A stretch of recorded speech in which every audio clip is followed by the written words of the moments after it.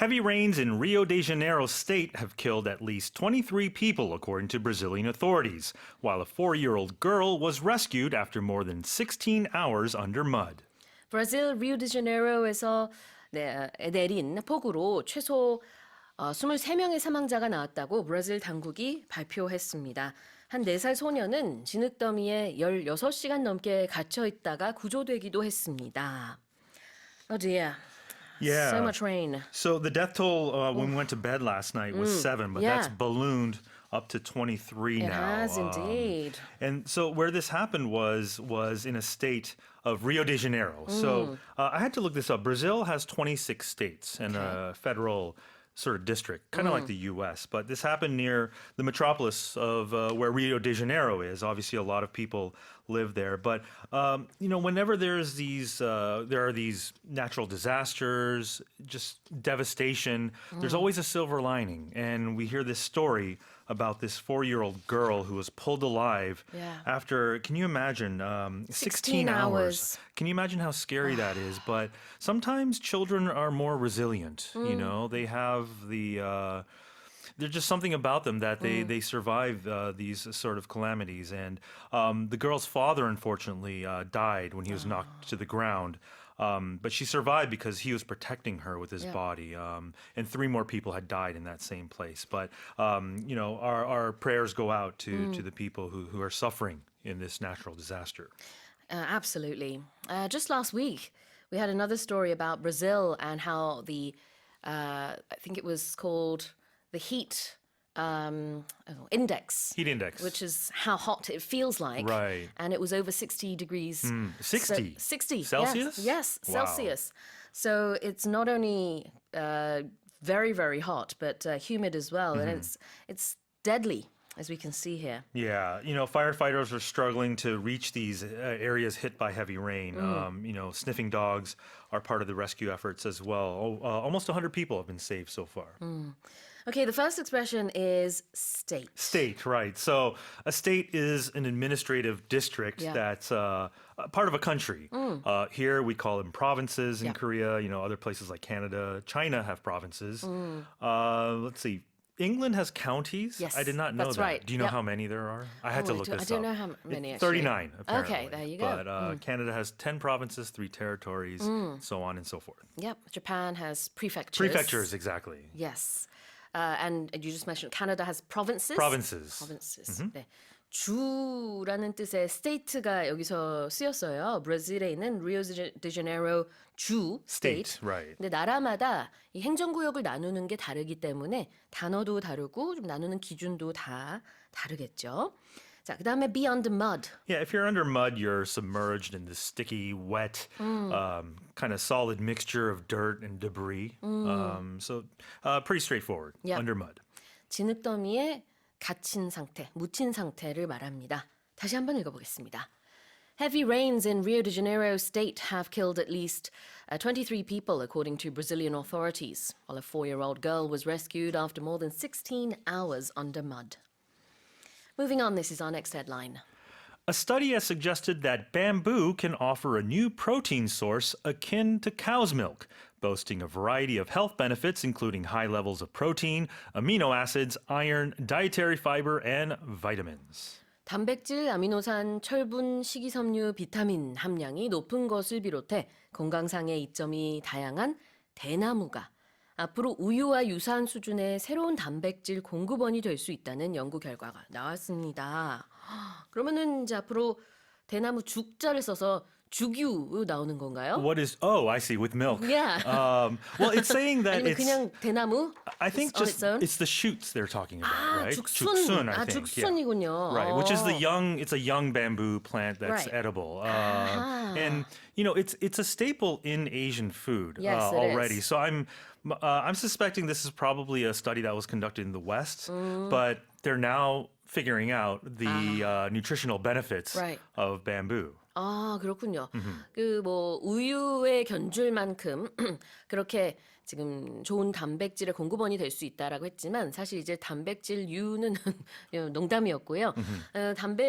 여기 대나무, 대나무의 그 죽순, 영어로는 bamboo shoot라고 합니다. 네, 이게 얼마나 좋은 단백질의 공급원인지 서양의 연구 결과 나왔다라는 것이고요. 사실 이제 동양권에서는 이미 Sure.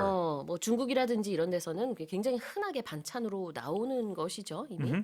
And it goes along this trend. I think a lot of people are trying to find protein substitutes away course. from animal meats. Yeah.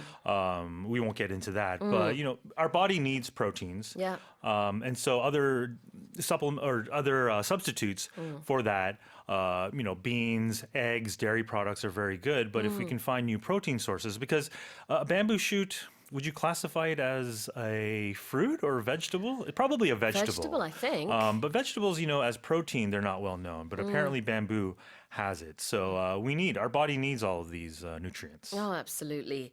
It says that it's akin to Akin cow's to. milk. If something is akin to something, that means it's similar, it's related to.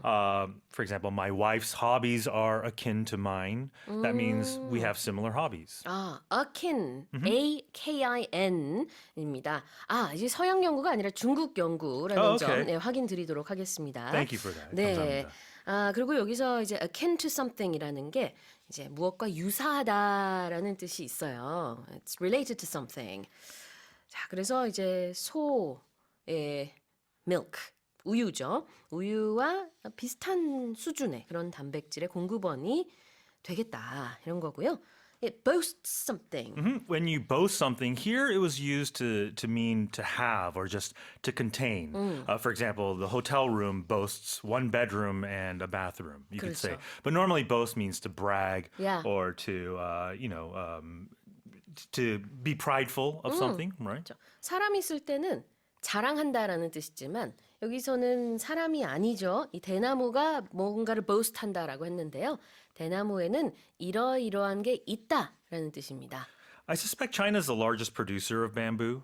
About 6.4 million hectares of it. But less than 6% of it is dedicated to actually producing shoots. The rest of it is mostly for timber. So I could see why China maybe had sponsored this study. Yeah, absolutely. 자, 그럼 다시 한번 읽어볼게요.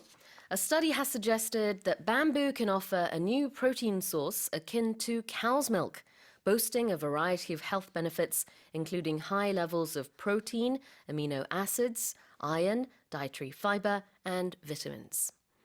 Let's move on to the next headline. A South African man was rescued from the jaws of a 4-meter-long crocodile by his wife, who bravely bashed the enormous reptile on the head with a log before it could drown him. 남아프리카의 한 남성이 4미터 길이의 악어에 물렸다가 아내의 도움으로 구조됐습니다.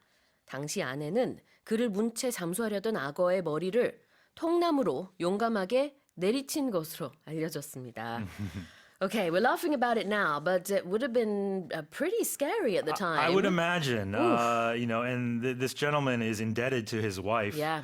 For the rest of his life. Yes, but absolutely. If I give a little background information on this, so this gentleman, he was on a fishing trip with his son, and he was wading in an inch of water. Can you believe that? An inch of water, it's about 3 centimeters. It's very shallow. Because he was trying to untangle some line that had gotten into a tree, but a crocodile was apparently laying in ambush or lying in ambush, waiting for this. So crocodiles are able to move stealthily in an inch of water. Wow. Which is pretty scary. Yeah. So the crocodile got this gentleman by its jaws.